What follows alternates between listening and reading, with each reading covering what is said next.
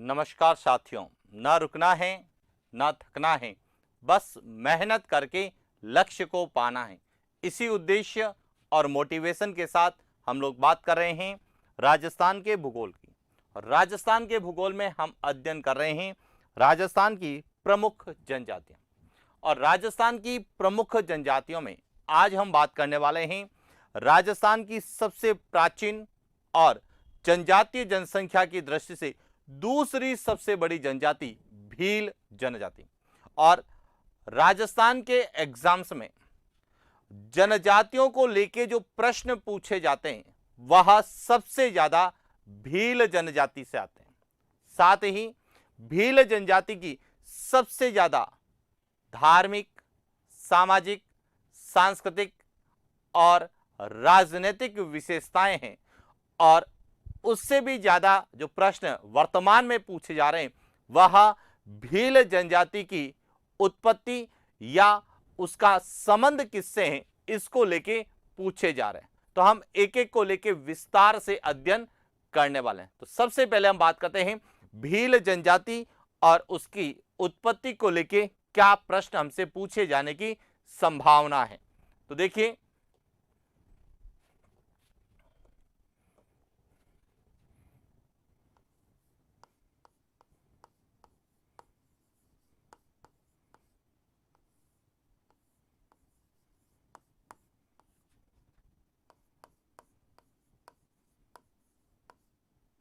राजस्थान की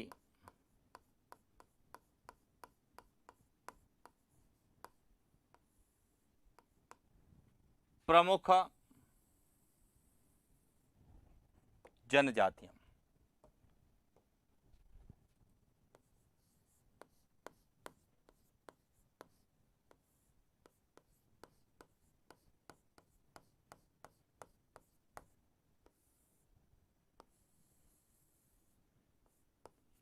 भील जनजाति, अब समझना, सबसे पहले तो भील जनजाति में जो भील शब्द है इसकी उत्पत्ति किस भाषा से या किस शब्द से हुई है। तो देखिए, भील शब्द की उत्पत्ति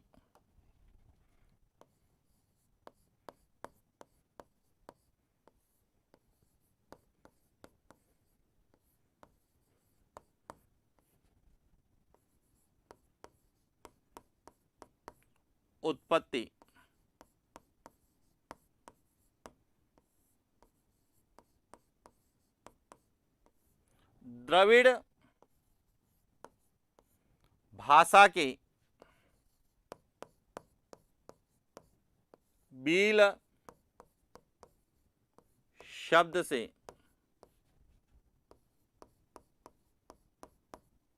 मानी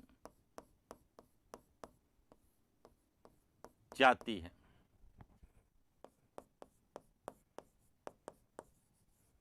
जिसका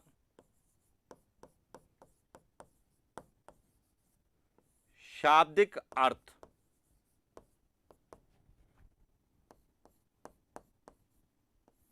तीर कमान, यानी कि जो भील शब्द है यह द्रविड़ भाषा के भील शब्द से बना है और जिसका अर्थ होता है तीर कमान। इसका मतलब है भील शब्द का शाब्दिक अर्थ होता है तीर कमान चलाने वाला व्यक्ति, यानी भील का जो शाब्दिक अर्थ है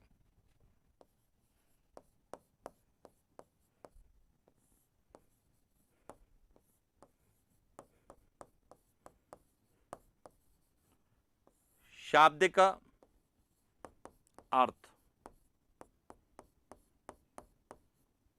तीर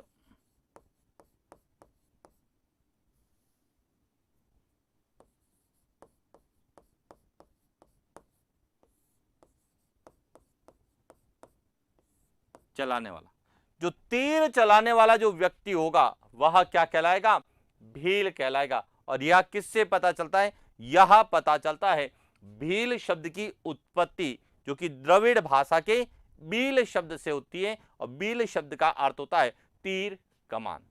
तो यह तो भील शब्द की उत्पत्ति को लेकिन भील जनजाति के बारे में अलग अलग भूगोलवेदाओं ने, इतिहासकारों ने और भाषाई साहित्यों ने अलग अलग स्रोत बताए। देखिए, सबसे पहले बात करते हैं संस्कृत साहित्य के अनुसार। यदि हम संस्कृत साहित्य के अनुसार बात करें तो भील जनजाति को शिव की उपपत्नी थी जिसका नाम था भीलनी, भीलनी की संतान माना जाता है। यानी कि संस्कृत साहित्य के अनुसार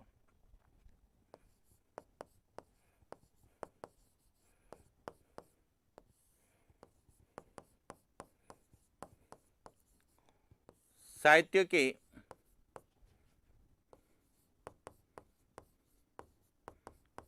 अनुसार भील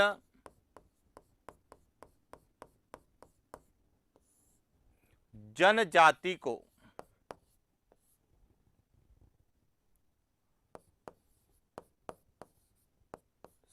शिव की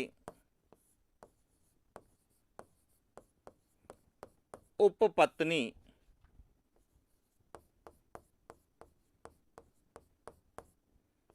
भीलनी की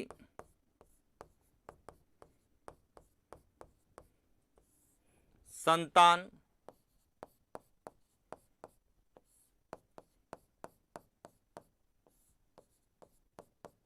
माना जाता है। तो ये ध्यान रखना, संस्कृत साहित्य के अनुसार जो है भीलनी की जो संतान हुई वही भील जनजाति का है।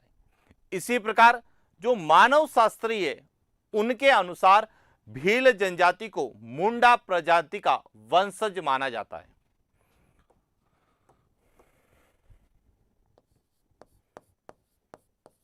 मानव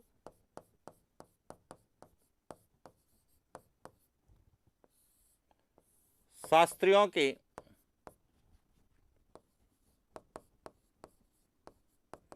अनुसार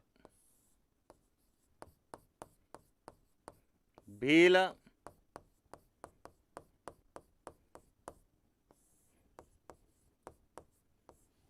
जनजाति को मुंडा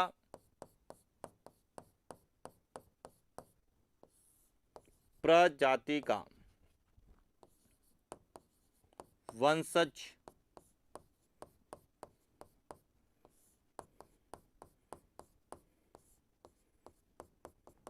माना जाता है। यह भी ध्यान रखना कि मानव शास्त्री जो है भील जनजाति को मुंडा प्रजाति का वंशज मानते हैं। इसी प्रकार कर्नल जेम्स टॉड ने भीलों को वन पुत्र की संज्ञा दी है।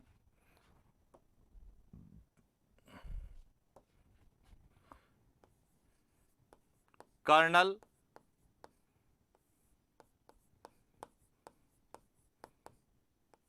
जेम्स टॉड ने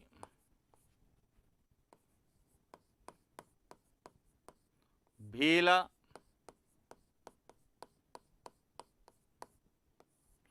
जनजाति को वन पुत्र की संज्ञा दी।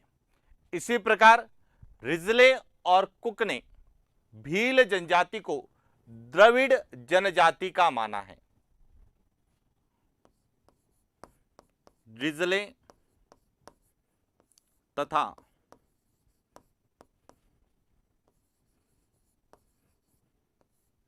कुक ने भील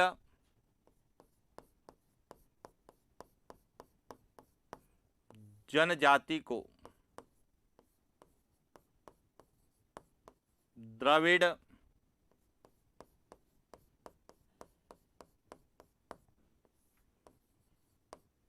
जनजाति का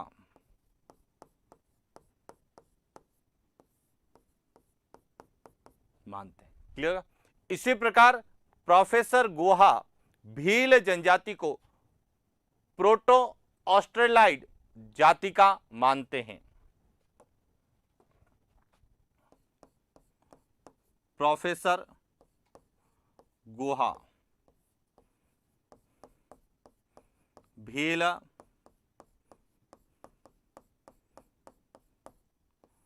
जनजाति को प्रोटो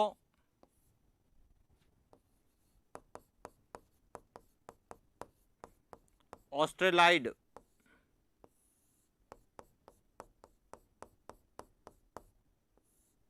प्रजाति का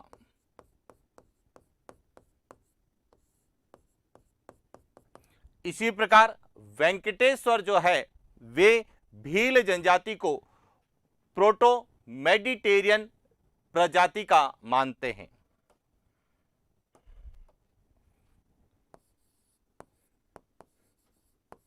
वेंकटेश्वर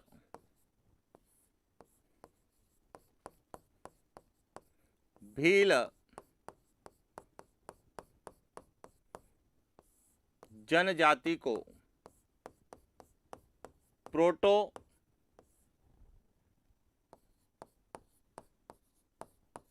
मेडिटेरियन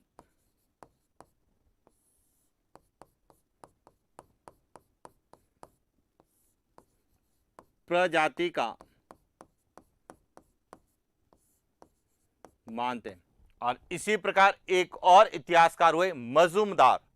मजूमदार जो है वह भील जनजाति को निग्रेटो प्रजाति का मानते हैं। मजूमदार भील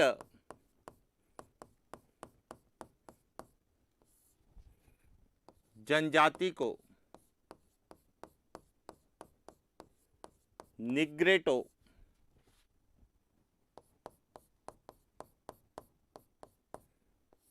प्रजाति का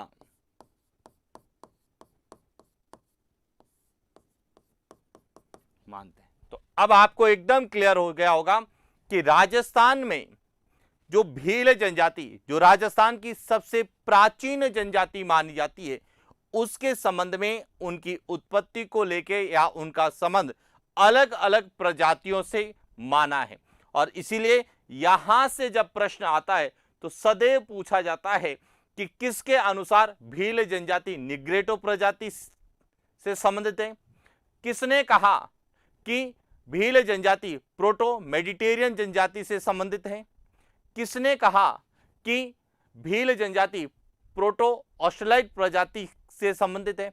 या किसने भील जनजाति को वन पुत्र की संज्ञा दी। और यह प्रश्न हमें कई बार एग्जाम में देखने को मिलता है जहां विशेष रूप से जनजाति शब्द का उल्लेख मिलता है, क्योंकि जनजातियां जितनी भी है, चाहे वह राजस्थान की हो, भारत की हो या विश्व के संदर्भ में, उनका संबंध पर्टिकुलर किसी एक प्रजाति से। प्रजाति में शारीरिक संरचनाएं हैं, उनकी जो है भोजन व्यवस्था है या भोजन पद्धति है, और उसके अनुसार ही उनके रहन सहन और भोजन पद्धति के अनुसार उनका शारीरिक स्ट्रक्चर, शारीरिक संरचना होती है। और उस शारीरिक संरचना के आधार पर ही इन प्रजातियों को जो है नामांकित किया गया है, प्रजातियों को जाना जाता है। और भील जनजाति की जो शारीरिक संरचना उनके रहन सहन और खान पान के कारण जिन प्रजातियों से मिलती है, उनके संबंध में अलग अलग जो है इतिहासकारों ने, भूगोलवेदाओं ने अलग अलग प्रजाति के संबंध में बताया है। तो इसलिए यह ध्यान रखना कि किसने किससे संबंधित बताया है। यहां भी कई बार प्रश्न पूछा गया है, विशेष रूप से मजूमदार को लेके हैं या कर्नल जेम्स टॉड को लेके हैं, प्रोफेसर गुआ है, वेंकटेश्वर को लेके प्रश्न पूछे जाते हैं। एक तो आपको यह क्लियर होना चाहिए कि भील जनजाति जो कि मूल शब्द क्या है, इसका अर्थ क्या होता है और संस्कृत साहित्य में क्या कहा गया है, मानव शास्त्रियों ने इन्हें किस प्रजाति से संबंधित बताया है। तो एक तो ये हमें क्लियर होना। इसके बाद आता है कि भील जनजाति राजस्थान की सबसे प्राचीन जनजाति है, तो इसका मूल स्थान, आदिम स्थान या उत्पत्ति स्थान किसे माना जाता है। तो देखिए बात करते हैं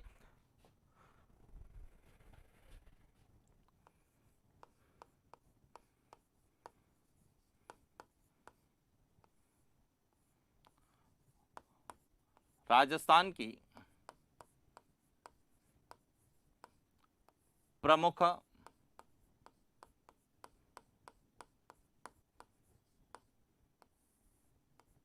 जनजातियां।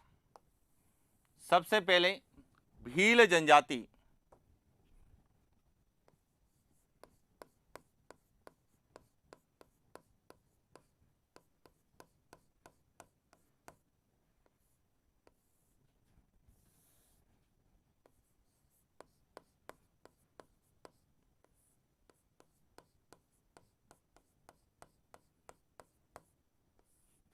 राजस्थान की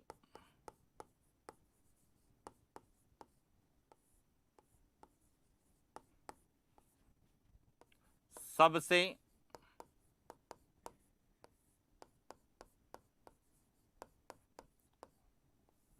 प्राचीन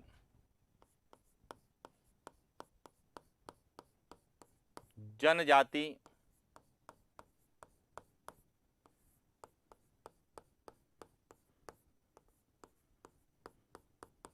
यानी कि भील जनजाति जो है यह राजस्थान की सबसे प्राचीन जनजाति है। तो इसका मूल स्थान कौन सा है? तो देखिए, एक ब्रिटिश विद्वान हुए जिनका नाम था विलियम रोनो। ब्रिटिश विद्वान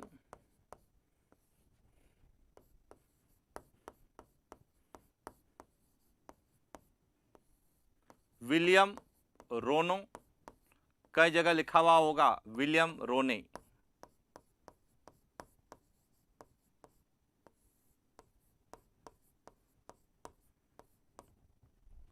ने अपनी पुस्तक wild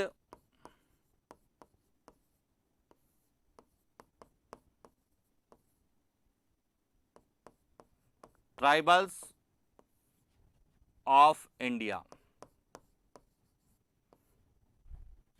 wild tribals of India में भील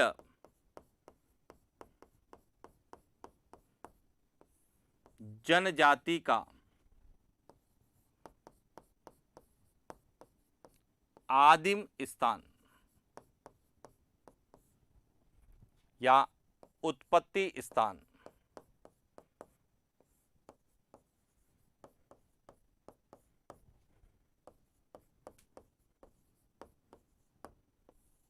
मारवाड़ को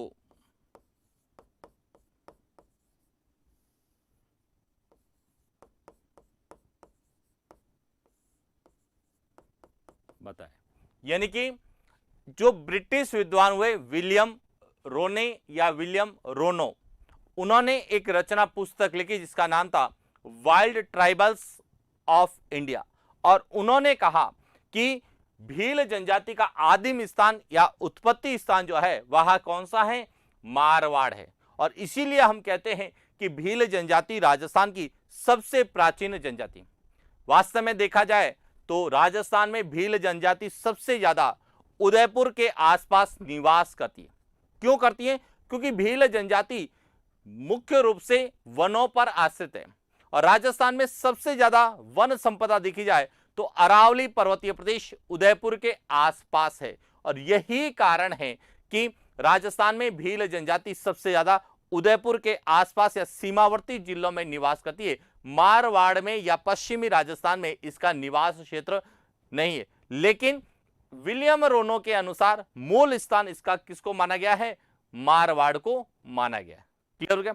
अब इसी प्रकार जब हम मीणा जनजाति के बारे में अध्ययन करते हैं तो कर्नल जेम्स टॉड ने मीणा जनजाति का जो उत्पत्ति स्थान है या प्राचीनतम स्थान जो माना है वह माना है काली खो की पहाड़ियां, जो कि राजस्थान में अजमेर से लगाकर आगरा के बीच में जो स्थित पहाड़ियों को प्राचीन काल में हो सकता है काली खो की पहाड़ियों के नाम से जाना जाए, वहां पे माना है। तो ये ध्यान रखना, मीणा जनजाति और भील जनजाति इन दोनों की जो है उत्पत्ति स्थान मूल स्थान को लेकर जब पूछे जाए तो हमें विशेष रूप से ध्यान रखना, इसका जो है माना जाता है मारवाड़, जबकि मीणा में माना जाता है काली खो की पहाड़ियां।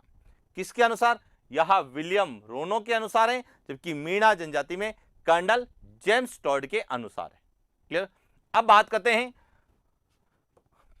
जनजातीय जनसंख्या की दृष्टि से।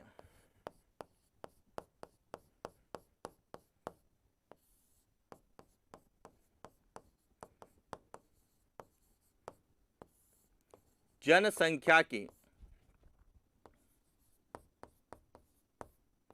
दृष्टि से भील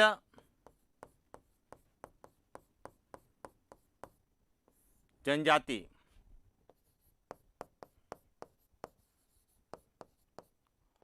राजस्थान की दूसरी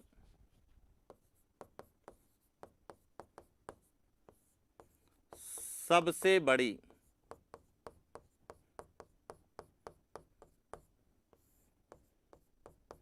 जनजाति। यह भी ध्यान रखना कि भील जनजाति यह राजस्थान में जनजातीय जनसंख्या की दृष्टि से मीणा जनजाति के बाद में दूसरी सबसे बड़ी जनजाति है, और यह जो है जनजाति सर्वाधिक उदयपुर संभाग में निवास करती है।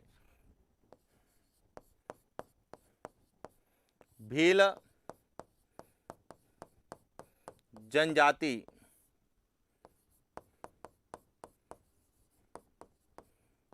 राजस्थान में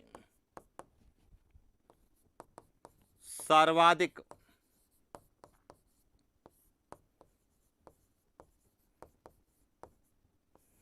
उदयपुर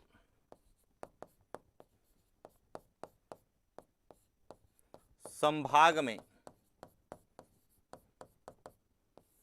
निवास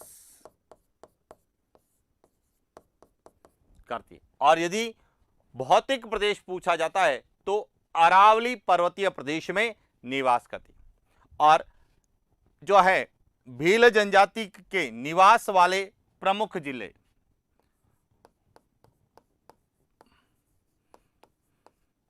राजस्थान के उदयपुर, सलूंबर, चित्तौड़गढ़,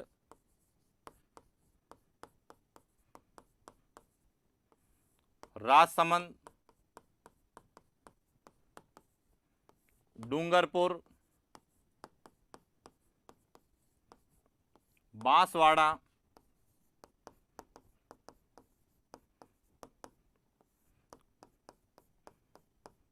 प्रतापगढ़,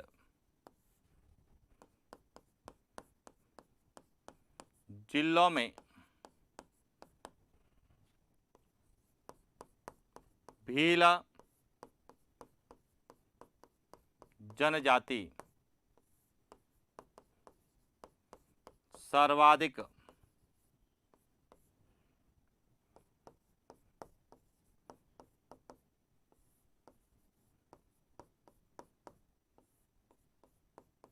निवास करती। तो ये ध्यान रखना कि उदयपुर और उदयपुर के आसपास जो जिले हैं वहां पर भील जनजाति सबसे ज्यादा क्या करती है, निवास करती है। तो यहां जो है भील जनजाति की क्या है, जनसंख्या की दृष्टि से और उसके मूल स्थान की स्थिति। अब इसी में यदि बात करें तो भील जनजाति के जो घर होते हैं उन्हें क्या कहा जाता है, कु। कुछ शब्दावली जो पूछी जाती है, एक तो पूछी जाती है भील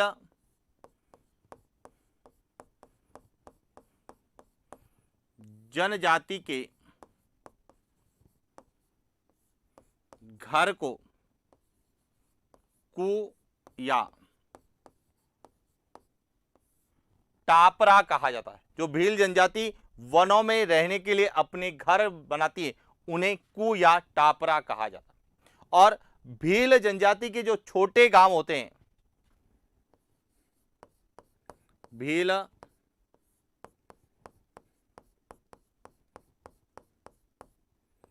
जनजाति के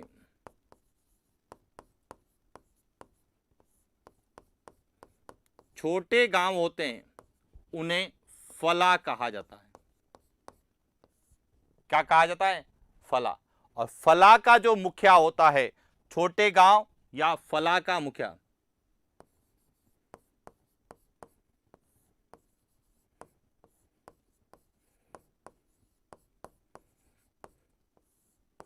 यह क्या कहलाता है? फला का मुखिया तदवी कहलाता है। यानी कि भील जनजाति के जो छोटे गांव या फला का मुखिया क्या कहलाता है? तदवी। और भील जनजाति के बड़े गांव होते हैं उन्हें कहा जाता है पाल।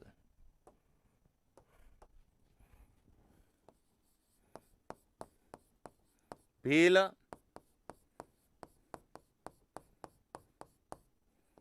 जनजाति के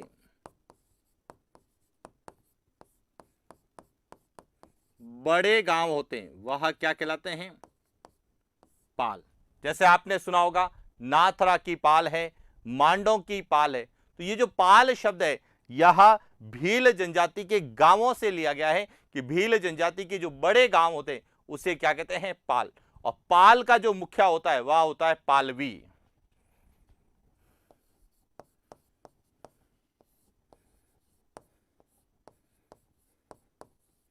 पाल का मुखिया क्या कहलाता है?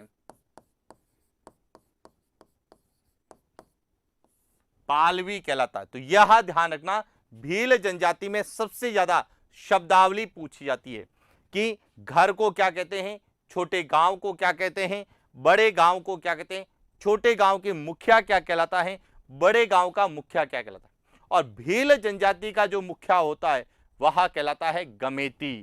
क्या कहलाता है? गमेती कहलाता है।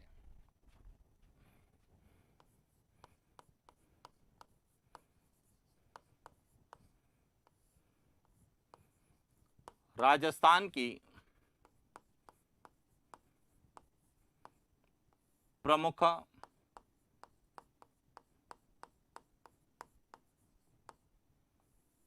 जनजातियां।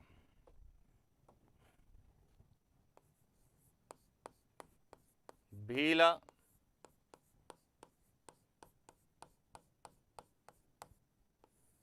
जनजाति का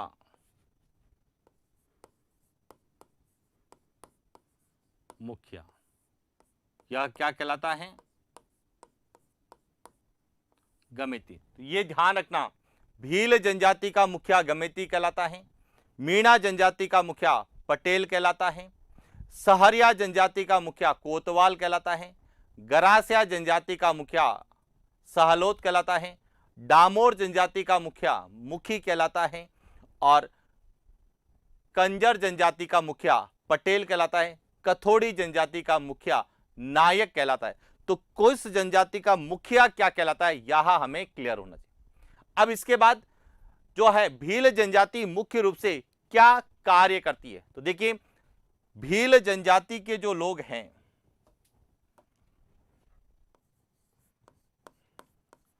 भील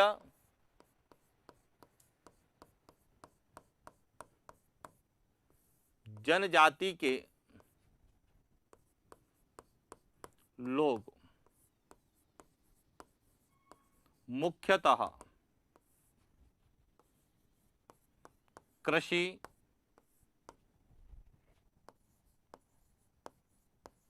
पशुपालन,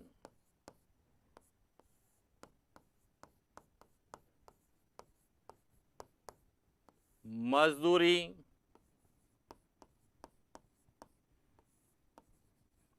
खनन कार्य, शिकार,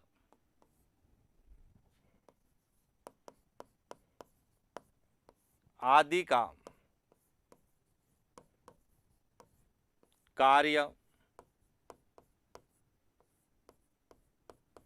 करते हैं। यानी कि जो भील जनजाति है इनके जो लोग मुख्य रूप से तो कृषि कार्य करते हैं, कृषि के साथ साथ यह पशुपालन भी करते हैं, कुछ मजदूरी करते हैं, कुछ खनन यानी खानों में खनन का कार्य भी करते हैं, तो कुछ शिकार से अपना आजीविका यापन करते हैं। तो यह जो है भील जनजाति की अर्थव्यवस्था के आधार है। अब जब भील जनजाति मुख्य रूप से वनों पर निर्भर है या वनों में निवास करती है, तो वहां पर भील जनजाति वनों को काटकर कृषि योग्य भूमि बनाती है और उसमें कृषि करती है, जिसे हम झूमिंग कृषि या स्थानांतरित कृषि कहते हैं। तो देखिए भील जनजाति द्वारा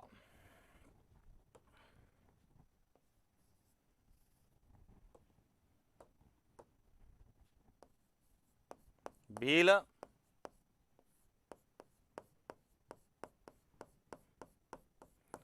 जनजाति द्वारा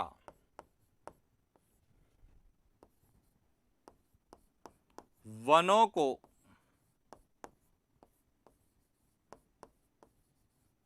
काटकर की जाने वाली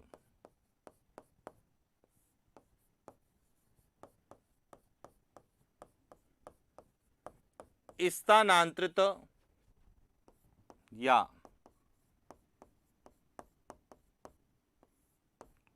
झूमिंग कृषि को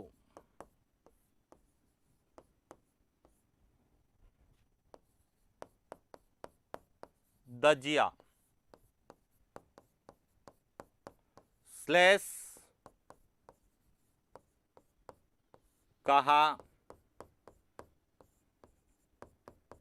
यानी कि भील जनजाति जो है वह जो मैदानी वन होते हैं उन मैदानी वनों को काटती है और काट कर वहां पे कृषि योग्य भूमि बनाती है और वहां पे जो कृषि कार्य करती है ऐसी कृषि को हम झूमिंग या स्थानांतरित कृषि कहते हैं और उन्हें स्थानीय भाषा में दजिया और अंग्रेजी में स्लैश कहा जाता। तो स्लैश का संबंध किससे है? दजिया यानी कि वनों को काटकर की जाने वाली कृषि। इसी प्रकार भील जनजाति जो है, भील जनजाति वनों को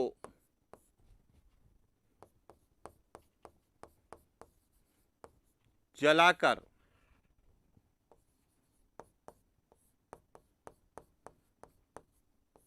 की जाने वाली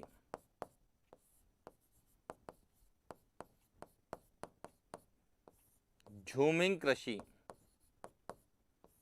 को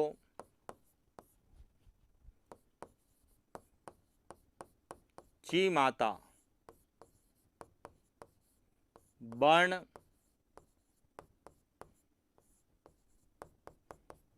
कहते हैं। यानी कि जहां पे वनों को काटना संभव नहीं होता, विशेष रूप से पहाड़ी क्षेत्रों में जहां पे वनों को काटना संभव नहीं होता है वहां पर भील जनजाति के लोग वनों को जलाकर कृषि योग्य भूमि बनाते हैं। फिर वहां पे जो कृषि करते हैं जिन्हें हम स्थानांतरित या झूमिंग कृषि कहते हैं उन्हें स्थानीय भाषा में ची माता और अंग्रेजी में बर्न कहा जाता है। और इसलिए कई बार प्रश्न पूछा जाता है कि स्लैश एंड बर्न का संबंध है। तो स्लैश एंड बर्न एक तरह से झूमिंग और स्थानांतरित कृषि है। अब केवल स्लैश होता है तो हम कहते हैं दजिया, केवल बर्न होता है तो हम कहते हैं चीमाता। लेकिन जहां पर स्लैश और बर्न यानी दजिया और चीमाता दोनों की जाती है तो उसे कहा जाता है वालरा। तो ये ध्यान रखना, राजस्थान में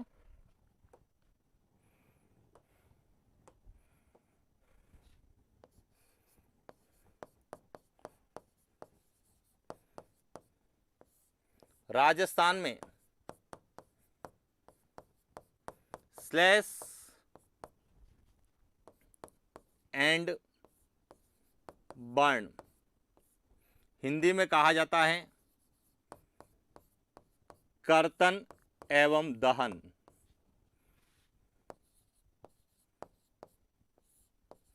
का संबंध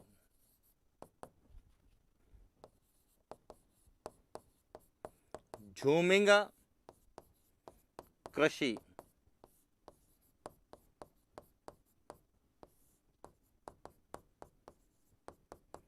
वालरा से हैं।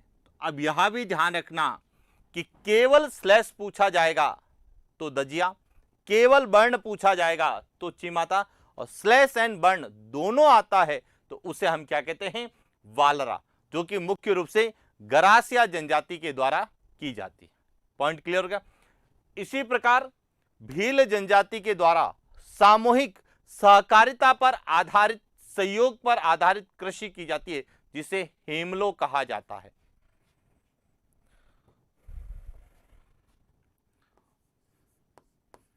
भील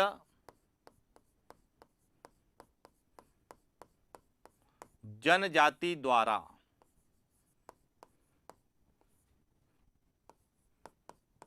सहकारिता या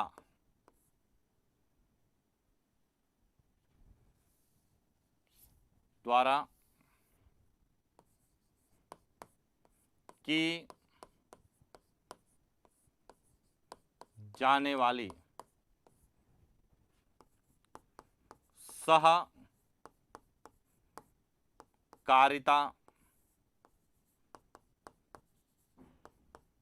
आधारित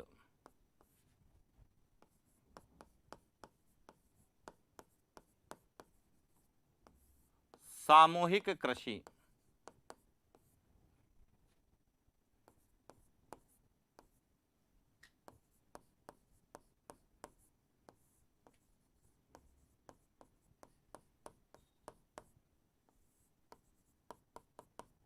क्या कहती है?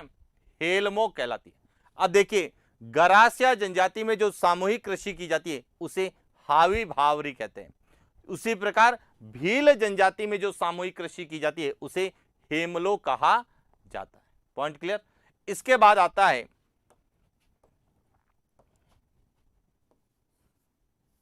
भील जनजाति की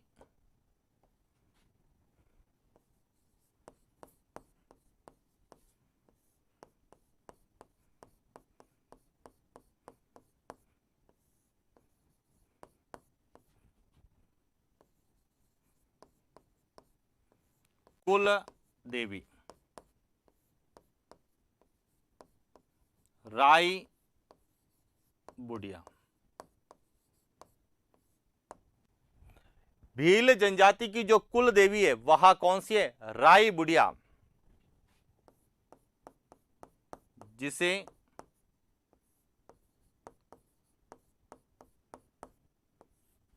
पार्वती का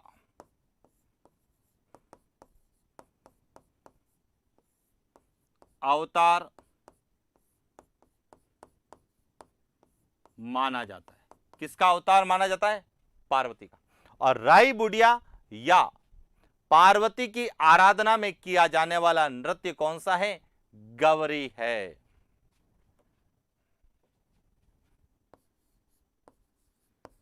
भील जनजाति द्वारा शिव पार्वती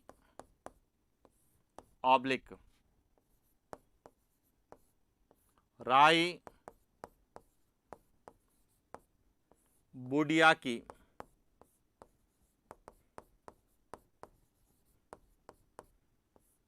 आराधना में किया जाने वाला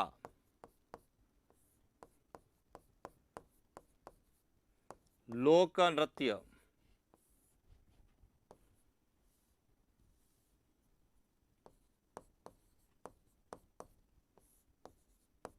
कौन सा है?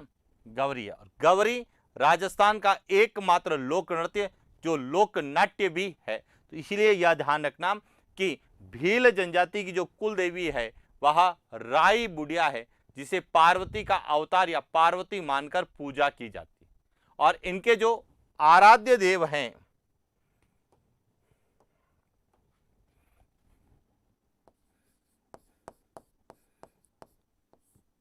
भील जनजाति के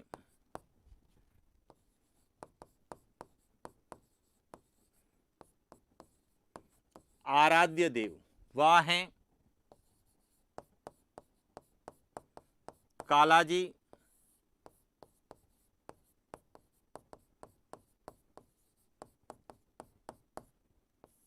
केसरिया जी। इनके जो आराध्य देव कौन है? कालाजी हैं या केसरिया नाथ जी के नाम से जानते हैं। केसरिया नाथ जी। तो इस तरह से यह जो है भील जनजाति की धार्मिक मान्यता है कि इनकी जो कुल देवी है वह राई बुढ़िया है और इनके आराध्य देव जो है वह कालाजी या जिन्हें हम केसरिया नाथ जी कहते हैं। और केसरिया नाथ जी का जो सबसे बड़ा मंदिर है वह है धुले में, जिसे हम ऋषभ देव के मंदिर के नाम से जानते हैं। तो देखिए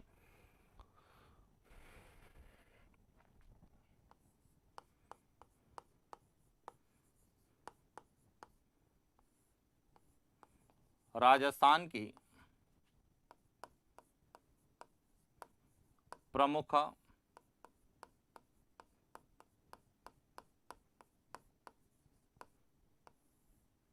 जनजातियां,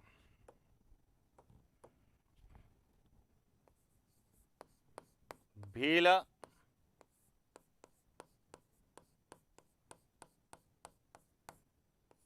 जनजाति के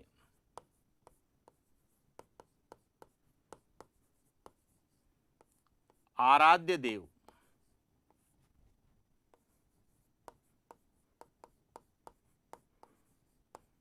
केसरिया नाथ जी,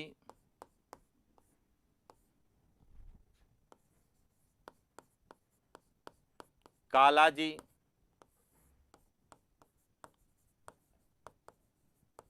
ऋषभ देव का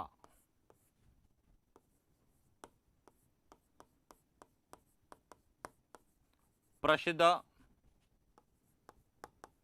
मंदिर धुलेव,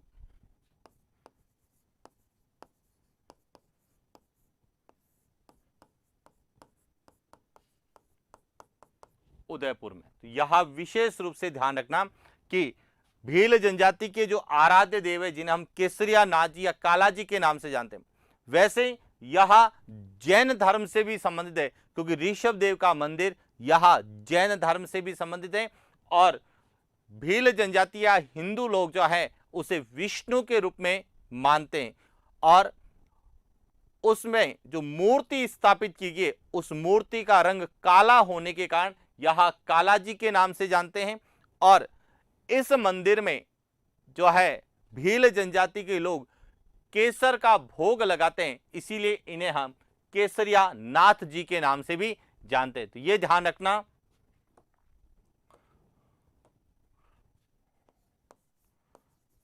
ऋषभ देव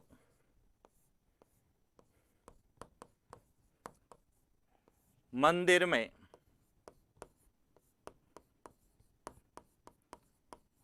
विष्णु की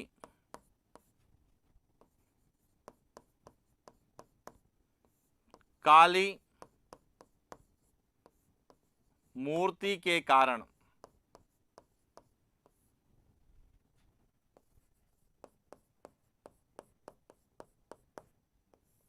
कालाजी के रूप में जाने जाते हैं। और ऋषभ देव मंदिर में भील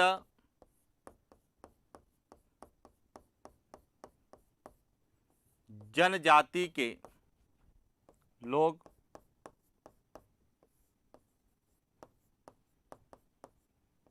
केसर का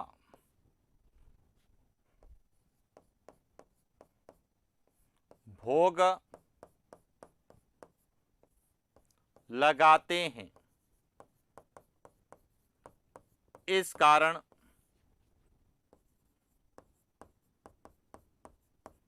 केसरिया नाथ जी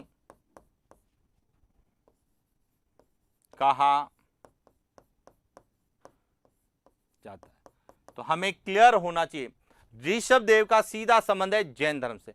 तो यह जो ऋषभ देव मंदिर है यह जैन मान्यता के अनुसार ऋषभ देव के अनुसार जैन धर्म से संबंधित है, लेकिन हिंदू धर्म के अनुसार यहां पर विष्णु की काले रंग की मूर्ति स्थापित है, इसीलिए इसे हम या भील जनजाति के लोग कालाजी के नाम से जानते हैं। और यहीं पर इसी मंदिर में भील जनजाति के लोग केसर का भोग लगाते हैं, इस कारण उन्हें केसरिया नाथ जी के नाम से जाना जाता। और भील जनजाति के लोग जो है वह केसर को पीकर कभी झूठ नहीं बोलते हैं। भील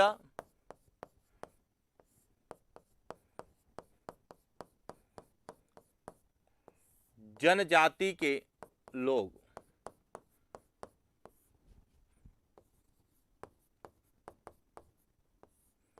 केसर को पीकर कभी झूठ नहीं बोलते। यह भी ध्यान रखना कि यह जो लोग हैं भील जनजाति के लोग, यह जो केसर का भोग लगाते हैं और उस केसर को पीकर यह कभी झूठ नहीं बोलते। इसके बाद आता है भील जनजाति के प्रमुख मेले कौन से हैं। तो देखिए, भील जनजाति के दो प्रमुख मेले हैं। भील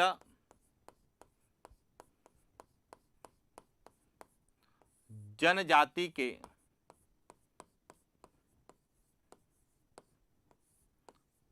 प्रमुख मेले, जिसमें सबसे पहला मेला है वह है घोटिया अंबाजी का मेला।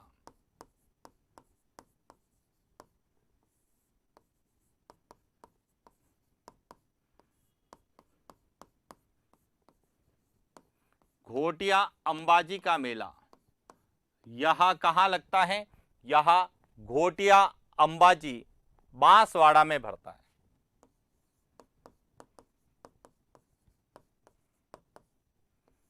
कहां पड़ता है? बांसवाड़ा में पड़ता है। पॉइंट क्लियर क्या? और यह जो है मेला कब?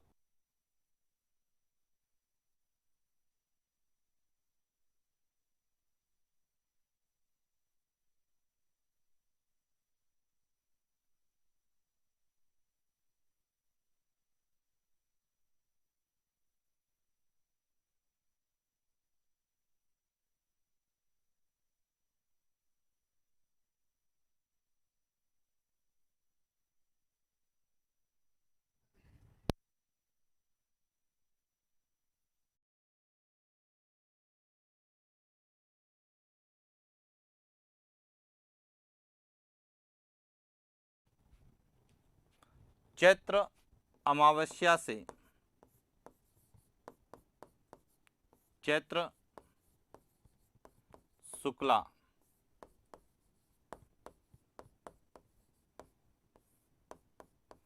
द्वितीया तक यह मेला पड़ता है। और यहां पर कुंती और उनके 5 पांडवों के जो है क्या है? मंदिर है।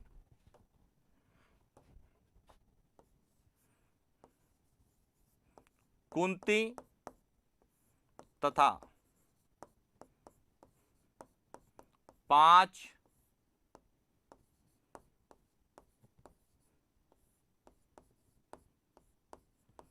पांडव का जो मंदिर है वह भी यहीं घोटिया अंबाजी में, जहां पर भील जनजाति का मेला लगता है।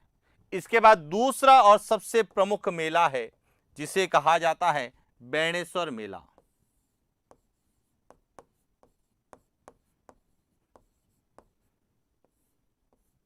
बेणेश्वर मेला यह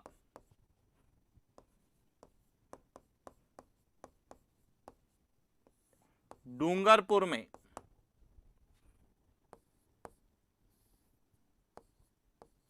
माही, सोम, जाखम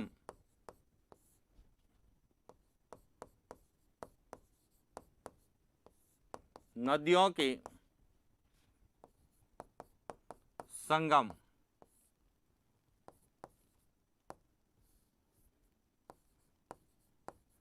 संगम पर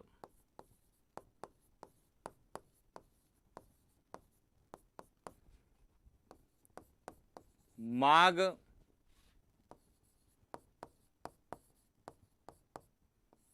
पूर्णिमा को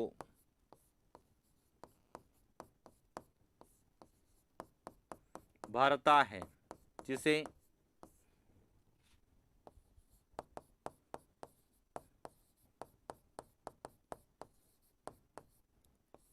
आदिवासियों का कुंभ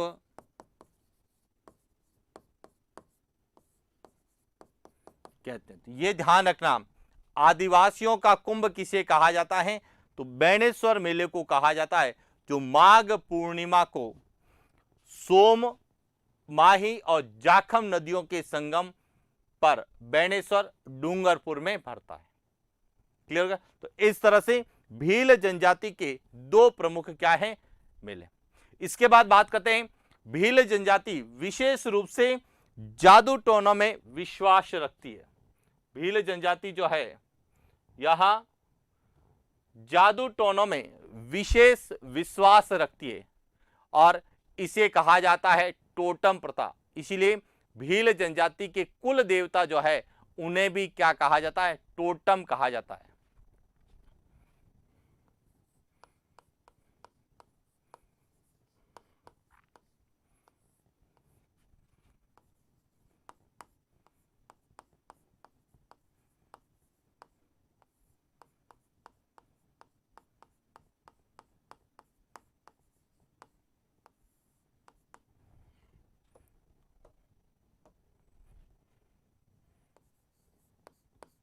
भील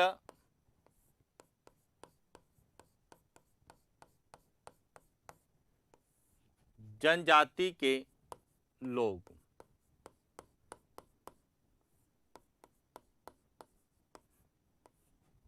जादू टोना तथा अंधविश्वासों में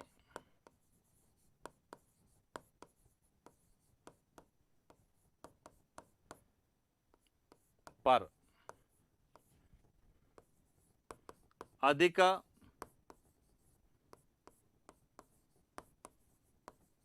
विश्वास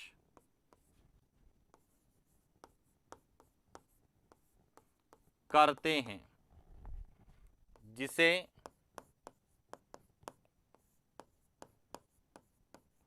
टोटम प्रथा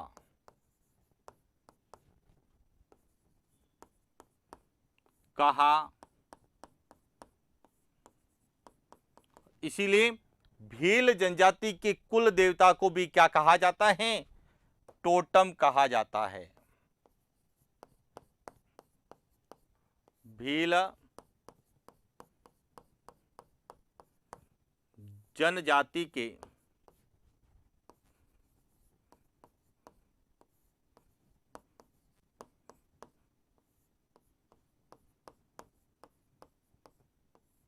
कुल देवता को क्या कहा जाता है? टोटम। अब ध्यान रखना, आराध्य देव तो केसरिया नाची है, लेकिन कुल देवता जो है यह टोटम को मानते हैं, क्योंकि भील जनजाति जो है यह जादू टोने और अंधविश्वासों में सर्वाधिक क्या करती है? विश्वास करती है। और जादू टोनों और अंधविश्वासों में सर्वाधिक विश्वास करने की जो प्रथा है उसे भील जनजाति में टोटम प्रथा कहा जाता है। और यही कारण है कि भील जनजाति के कुल देवता क्या कहलाते हैं? टोटम कहलाते हैं। इसके बाद है भील जनजाति की जो गोत्र है, भील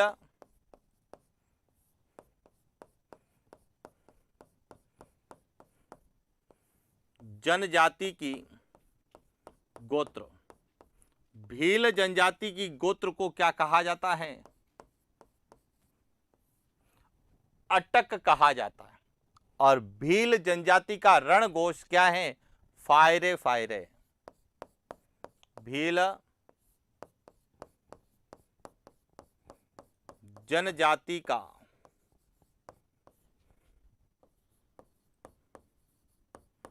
रणघोष फायरे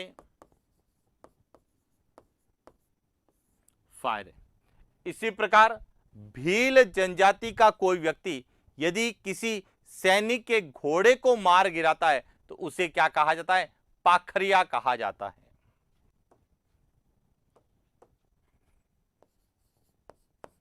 भील जनजाति के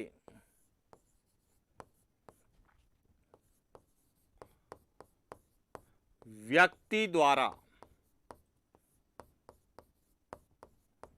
किसी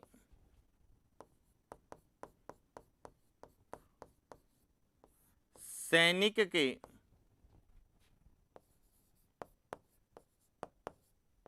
घोड़े को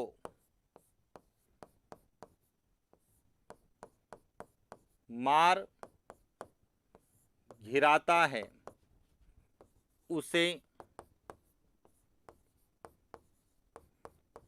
पाखरिया कहा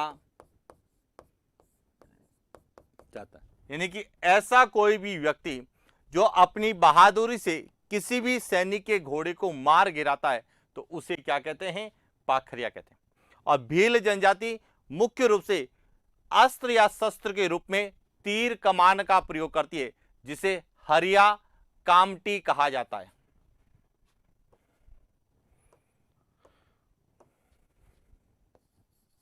भील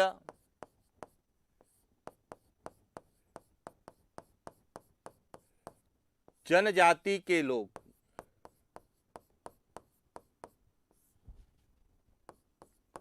तीर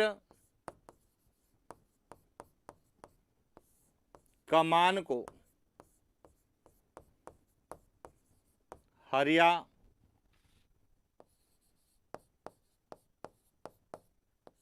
कामटी कहते हैं। यानी कि मुख्य रूप से भील जनजाति अपनी सुरक्षा के लिए या शिकार करने के लिए तीर और कमान का प्रयोग करती है। और तीर और कमान को या स्थानीय भाषा में क्या कहते हैं? हरिया कामटी कहते हैं।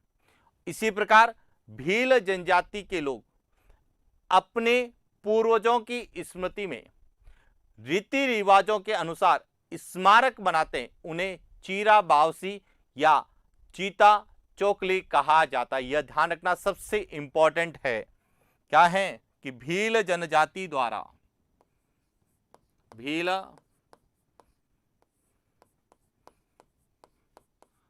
जनजाति द्वारा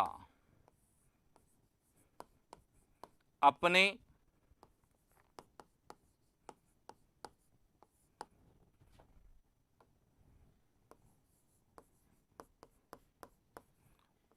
पूर्वजों की स्मृति में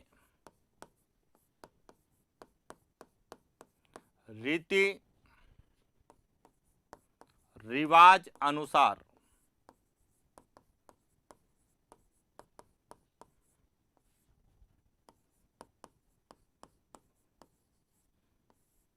स्मारक का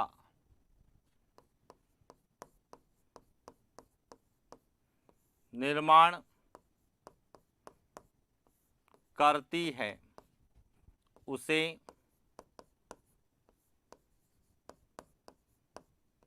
चीरा बावसी या सीता चोकली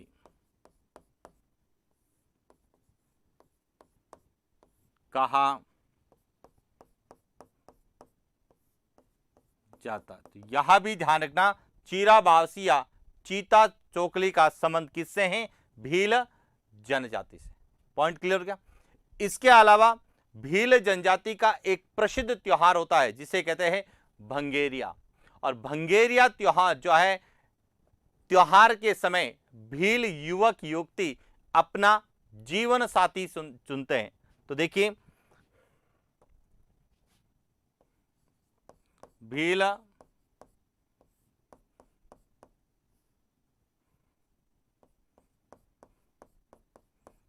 जनजाति का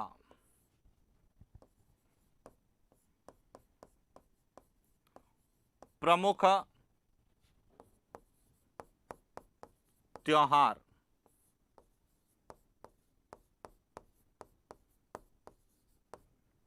भंगेरिया है, जिसमें भील, युवक युवती अपना जीवन साथी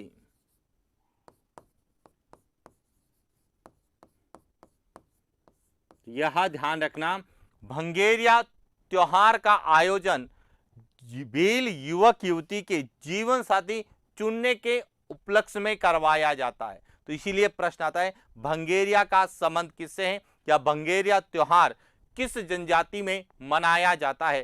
तो यह भील जनजाति में मनाया जाता है। क्लियर हो गया।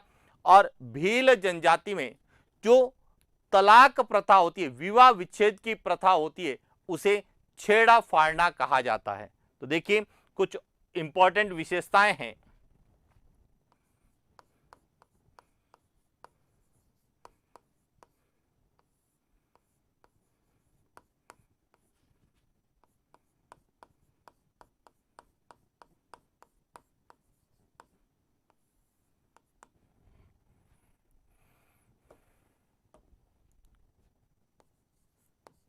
भील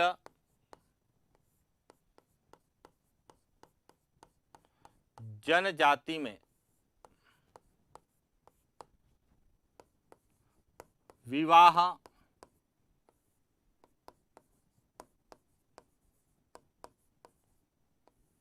विच्छेद प्रथा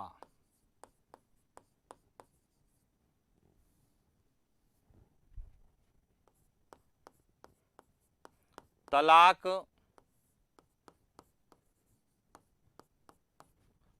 प्रथा को छेड़ा फाड़ना कहा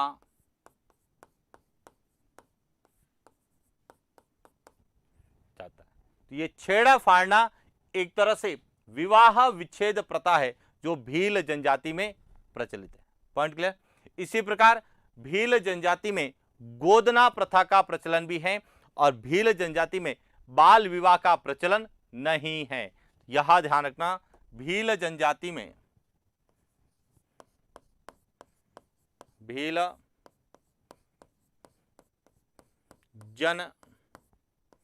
जनजाति में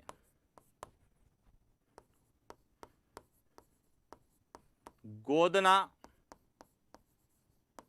प्रथा का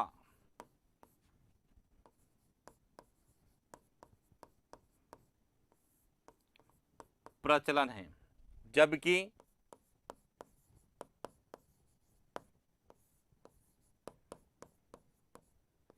बाल विवाह का प्रचलन नहीं है। यह ध्यान रखना, भील जनजाति में बाल विवाह नहीं होता और भील जनजाति में युवक और युवती किसी भी वृक्ष को साक्षी मानकर विवाह करते हैं तो उसे हाथी वेडो कहा जाता है। यह ध्यान रखना।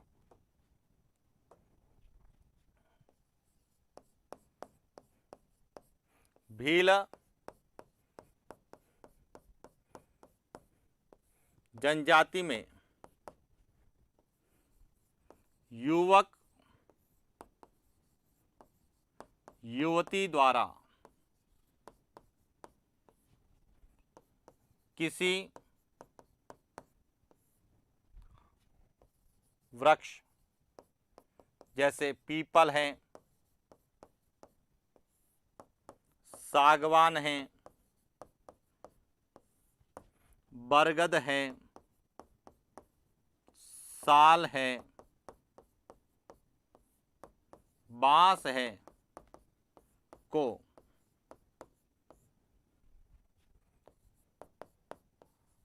साक्षी मानकर 7 फेरे लेते हैं। इस वैवाहिक रस्म को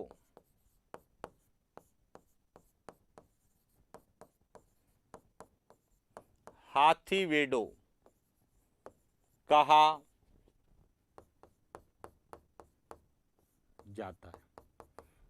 और इसी के दौरान भील पति को हरज तथा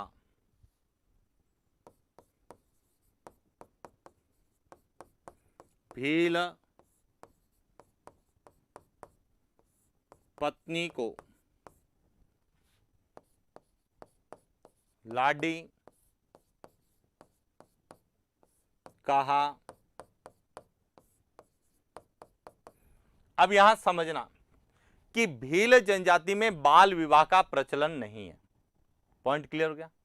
तो भील जनजाति के जो युवक और युवतियां हैं वह भंगोरिया त्योहार में अपना जीवन साथी चुनते हैं, और जब वहां पर अपना जीवन साथी चुनते हैं उसके बाद वे किसी भी वृक्ष को, पीपल, सागवान, बरगद, साल, बांस, कोई भी वृक्ष है, उसे साक्षी मानकर वह 7 फेरे लेते हैं या विवाह की रस्म अदा करते हैं। तो उस वैवाहिक रस्म को क्या कहा जाता है? हाथीवेडो कहा जाता है। तो हाथीवेडो क्या है? यह भील जनजाति में एक वैवाहिक रस्म है। और इस समय जो भील पति होता है उसको हरज और पत्नी को क्या कहा जाता है? लाडी कहा जाता है। क्लियर हो गया? इसके बाद भील जनजाति में कुछ विवाह के प्रकार है। कौन कौन से हैं? तो देखिए, भील जनजाति में विवाह के प्रकार, भील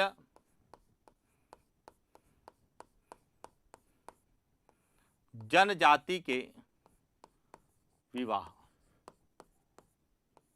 अब भील जनजाति में जो विवाह है उसमें सबसे प्रमुख विवाह जो माना जाता है वह है छल विवाह। क्या विवाह?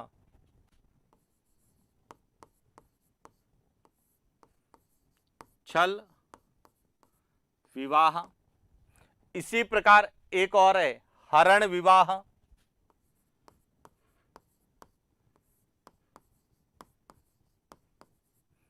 एक है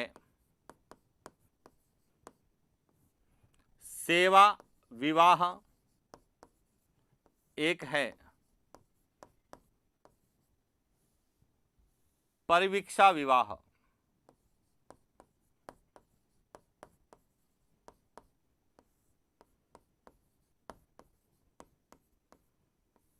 ये जो है यह मुख्य रूप से भील जनजाति में विवाह है, और इनके साथ ही वैवाहिक रस्म होती है, उसे क्या कहा जाता है? हाथीवेडो। अब भील जनजाति में कई बार वर पक्ष वधु पक्ष को मूल्य देकर जो है क्या करते हैं? विवाह लाते हैं या कन्या लाते हैं। तो उसे क्या कहा जाता है? दापा कहा जाता है। यह ध्यान रखना। भील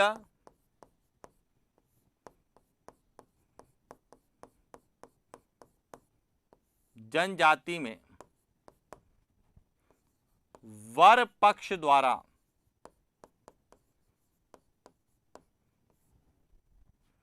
वधु पक्ष को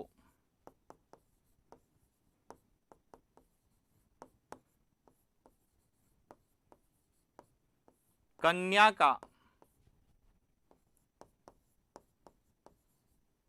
मूल्य देना दापा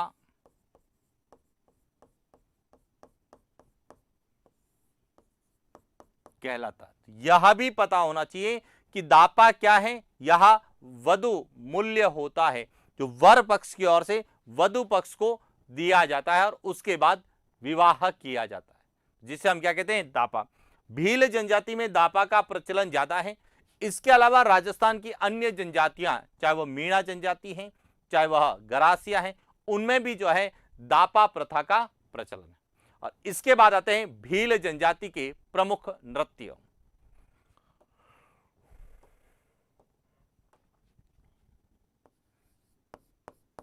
भील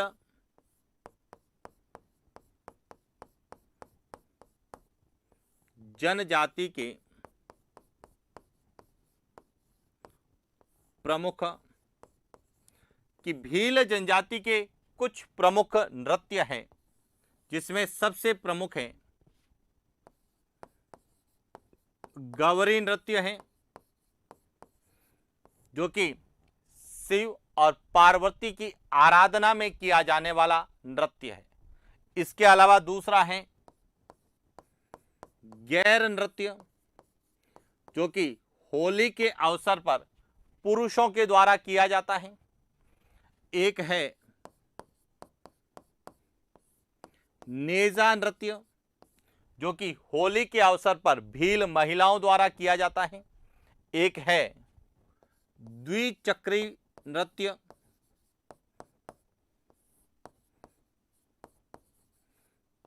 जो कि भील पुरुष और महिला द्वारा किया जाता है, यानी युगल नृत्य है। एक है युद्ध नृत्य, जिसमें भील जनजाति के लोग युद्ध कलाओं का प्रदर्शन करते हैं, जो पुरुषों द्वारा किया जाता है। और एक नृत्य है घूमरा नृत्य, जो कि भील महिलाओं के द्वारा बेणेश्वर मेले में किया जाता है और बेणेश्वर मेले का आकर्षक नृत्य माना जाता है घूमरा नृत्य। तो इस तरह से यह भील जनजाति के प्रमुख नृत्य जो आप राजस्थान के कला और संस्कृति में लोक नृत्य के अंतर्गत हम लोग अध्ययन करते हैं। हालांकि इनके जितने भी प्रश्न नृत्य के आते हैं वह सभी कला संस्कृति के संबंध में पूछे जाते हैं कि भील जनजाति के कौन से हैं, गरासिया जनजाति के कौन से हैं, कथोड़ी जनजाति के कौन से हैं और इनकी क्या क्या विशेषता। इसके बाद आता है वह है भील जनजाति की वेशभूषा, जो सबसे ज्यादा पूछी जाती है विशेषताओं के रूप में। तो देखिए बात करते हैं कौन सी वेशभूषा है।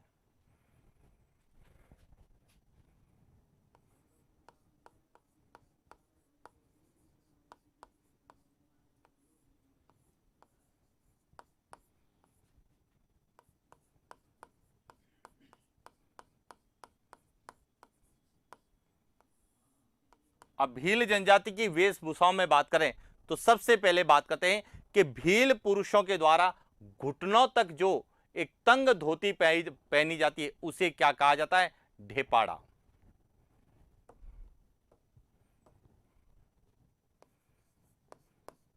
भील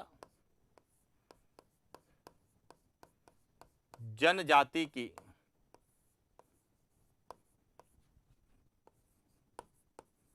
वेशभूषा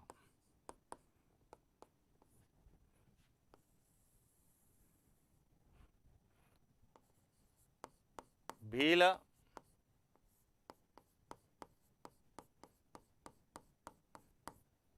जनजाति के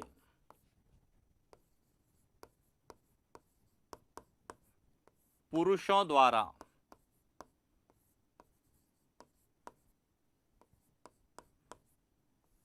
घुटनों के नीचे तक पहनी जाने वाली तंग धोती को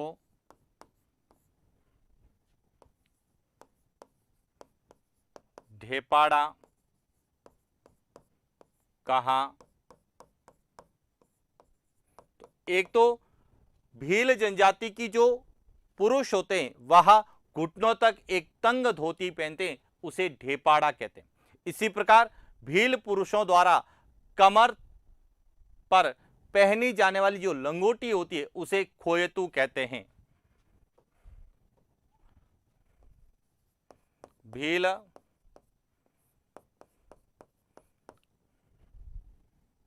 जनजाति के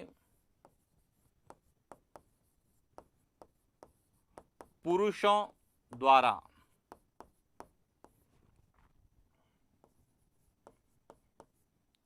कमर पर पहनी जाने वाली लंगोटी को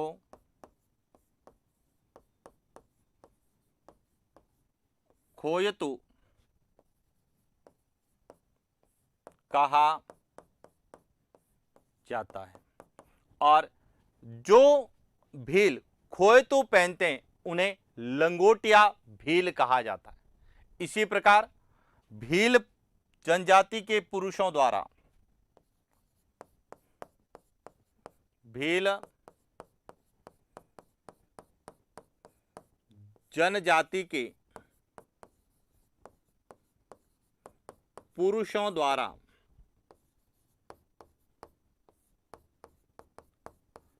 सिर पर सफेद साफा पहना जाता है उसे पोत्या कहते हैं। तो ये ध्यान रखना, वस्त्र के आधार पर भील दो प्रकार के होते हैं। एक जो लंगोटी धारण करते हैं, खोयतू धारण करते हैं, उन्हें क्या कहा जाता है? लंगोटिया भील कहा जाता है।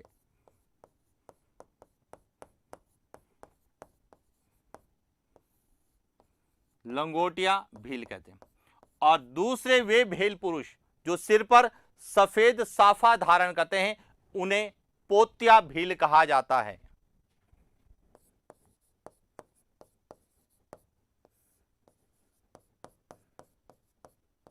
पोत्या भील कहा जाता है। तो वस्त्र के आधार पर भी भील कितने प्रकार के होते हैं?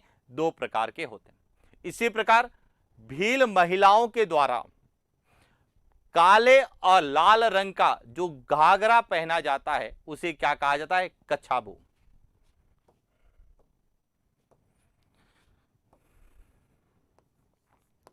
भील जनजाति की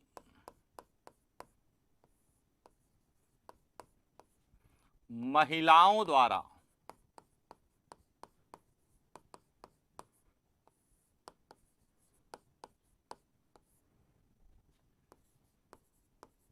पहना जाने वाला काले लाल रंग का घाघरा कच्छाबू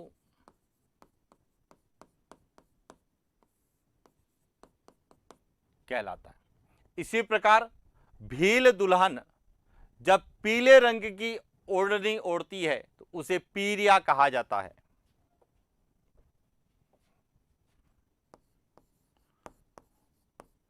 विवाह के अवसर पर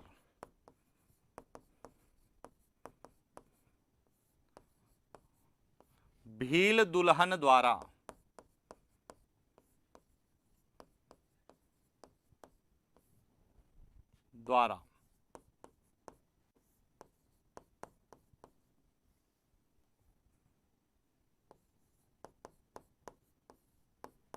ओढ़ी जाने वाली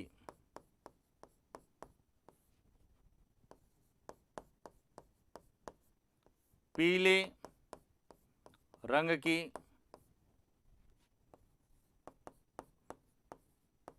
ओढ़नी पीरिया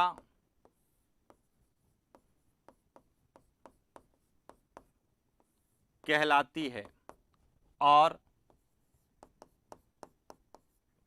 लाल रंग की साड़ी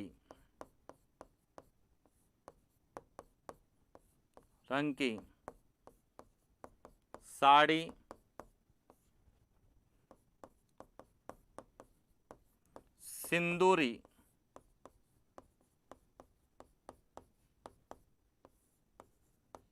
कहलाती है। यह ध्यान रखना कि पीले रंग की जो ओढ़नी होती है वह पीरिया कहलाती है और लाल रंग की जो साड़ी होती है उसे क्या कहते हैं, सिंदूरी कहते हैं। अब भील जनजाति की महिलाओं में साड़ियों के भी अलग अलग प्रकार है, तो उनकी भी बात करते हैं। देखिए, भील जनजाति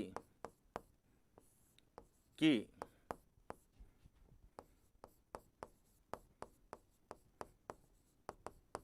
महिलाओं की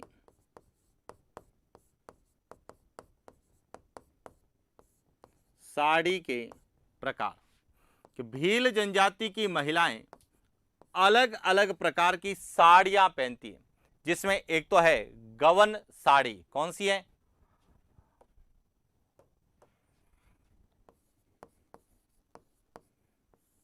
गवन साड़ी है, एक मलकापुरी साड़ी है,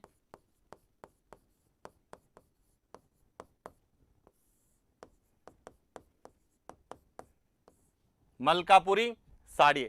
इसके अलावा एक है चुंदरी होती है और एक होती है अंगूछा। चुंदरी और अंगूछा। अंगूछा जो है यह भील जनजाति की महिलाओं द्वारा वर्षा ऋतु में पहनी जाती है, जबकि मलकापुरी जो साड़ी है यह भील जनजाति की बड़ी आयु की महिलाओं के द्वारा पहनी जाती है। इसी तरह से भील जनजाति में जो महिलाओं की ओढ़नी जो है,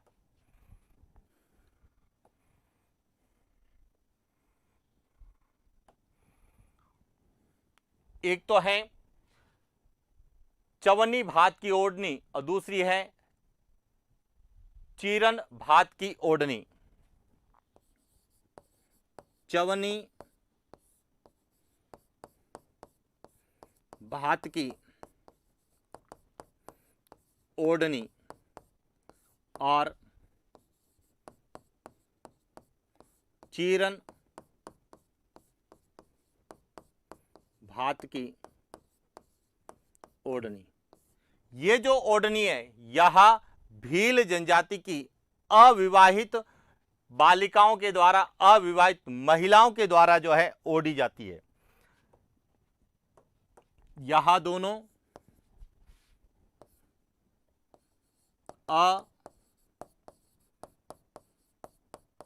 अविवाहित, जब अविवाहित महिला या वह महिला जिसकी चवन्नी भात या चीरन भात की ओढ़नी ओढ़ी हुई होती है, तो वह जो है क्या होती है, अविवाहित महिला या अविवाहित स्त्री होती है। तो ये ध्यान रखना कि चीरन भात की ओढ़नी या चवन्नी भात की ओढ़नी किस जनजाति से संबंधित है, तो भील जनजाति से। इसी प्रकार गवन साड़ी, मलकापुरी साड़ी, चुंदड़ी या अंगूछा, यह क्या है, तो ये सीधा भी लिख सकता है गवन, मलकापुरी, चुंदरी और अंगूछा है। तो यह साड़ियों के प्रकार है जो भील जनजाति की महिलाओं द्वारा पहनी जाती है। सिंदूरी क्या है?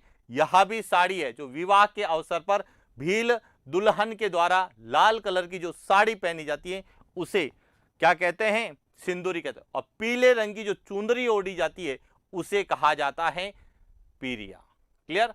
और जो लाल काले रंग का गागरा पहनती है भील जनजाति की महिलाएं, उन्हें कहा जाता है कचाबो। तो इस तरह से भील जनजाति की सबसे ज्यादा विशेषताएं आपको मिलेगी, चाहे जनजातीय की उत्पत्ति को लेके, उनके मूल स्थान को लेके, उसके साथ ही उनकी धार्मिक आस्था को लेके, मेलों को लेकर, या फिर उनके रीति रिवाज उनकी वैवाहिक रस्में, उनके नृत्य और उनकी वेशभूषा, ये सभी भील जनजाति के संदर्भ में सबसे ज्यादा पूछे जाते हैं।